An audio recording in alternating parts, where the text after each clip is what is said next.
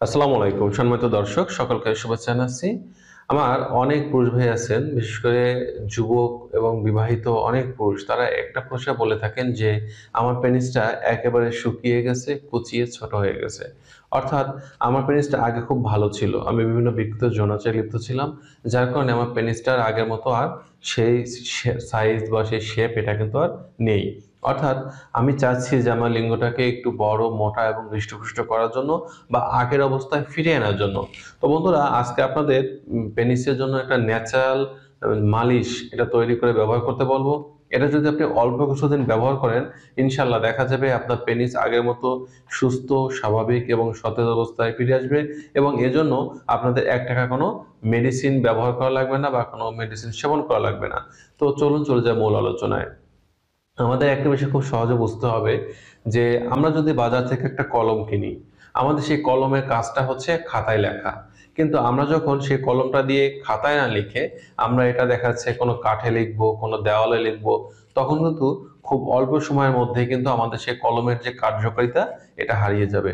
ঠিক একইভাবে আল্লাহ তাআলা আমাদের পেনিসটা দিয়েছেন সুন্দরভাবে বিবাহ করে স্ত্রীর সাথে সহবাসের মাধ্যমে আমাদের জৈবিক কাজ সম্পাদন করার জন্য। কিন্তু সেটার পরিবর্তে যখন আমরা অতিরিক্ত পরিমাণে হস্তমৈথুনে লিপ্ত হব বা কোনো সমকামিতা, বহুকামিতা এই ধরনের কাজে লিপ্ত হব, তখন যেটা হবে এই পেনিসের উপরে আমাদের কিন্তু অত্যাচার করা হবে। অর্থাৎ কলম দিয়ে যখন আমরা কাঠের উপর লিখেছি, দেওয়ালে লিখেছি, তখন কি হয়েছে? কলমের উপর অত্যাচার করেছে বিধায় কলমের নিবটা কিন্তু আর কাজ করেনি বা কালিটা কিন্তু আর বেরোচ্ছে না বা অতিরিক্ত বেরোচ্ছে। ঠিক একইভাবে আমাদের পেনিসেও কিন্তু এই ধরনের যে সমস্যাগুলো আমরা নিয়ে এসে ডেকে আনি শুধুমাত্র কিছু বিকৃত যৌনাচারে লিপ্ত হওয়ার ফলে। এখন বিষয়টা হচ্ছে যে যখন আমরা এটা করতেছি একটা পর্যায়ে দেখা যাচ্ছে যে আমাদের পেনিসটা আর আগের মতো সুদৃঢ় হচ্ছে না বা এটা একেবারে নেতিয়ে পড়ছে, সংকুচিত হয়ে যাচ্ছে।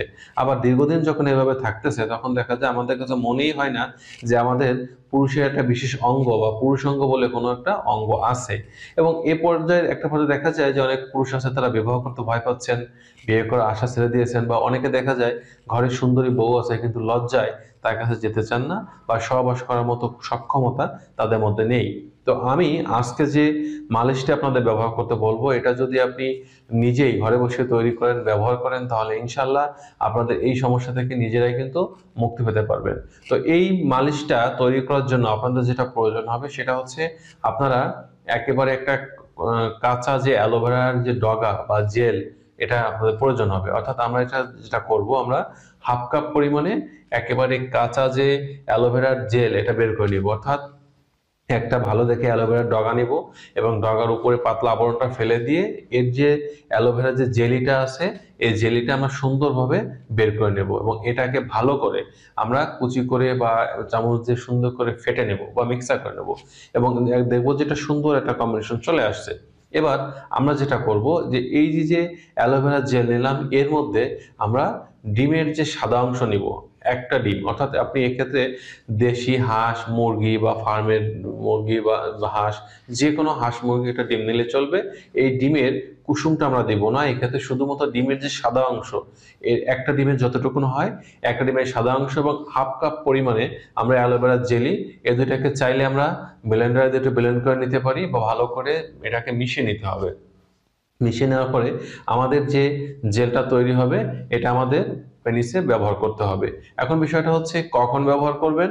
এটা ব্যবহার করার সর্বোত্তম সময় হচ্ছে সকালে যখন ভোরবেলা আপনি ঘুম থেকে উঠবেন। ঘুম থেকে ওঠার পরপরই কিন্তু আপনার এটা ব্যবহার করতে হবে।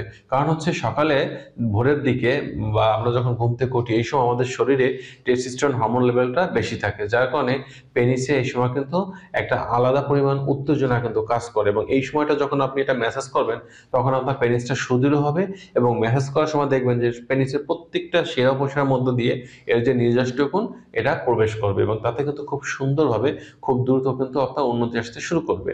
আর আমরা এটা সকালে যখন এটা ব্যবহার করব, ব্যবহার নিয়মটা হচ্ছে অন্তত ৪ থেকে ৫ মিনিট সময় নিয়ে আমরা ভালোভাবে এর উপরে সুন্দরভাবে আমরা ম্যাসাজ করব। অর্থাৎ আমরা প্রলেপটা দিতে থাকবো। ৪-৫ মিনিট সময় নিয়ে আমরা যখন প্রলেপ দিব, ম্যাসাজ করব, এরপরে কমপক্ষে ৩০ মিনিট বা ৪০ মিনিট আমরা এটা রেখে দিব। এই ৩০ থেকে ৪০ মিনিট রেখে দেওয়ার পরে আমরা পরবর্তীতে পানিতে ধুয়ে ফেলবো। কোনো প্রকার সাবান বা ক্ষার জাতীয় পদার্থ আমরা এটা পরিষ্কারের জন্য ব্যবহার করব না।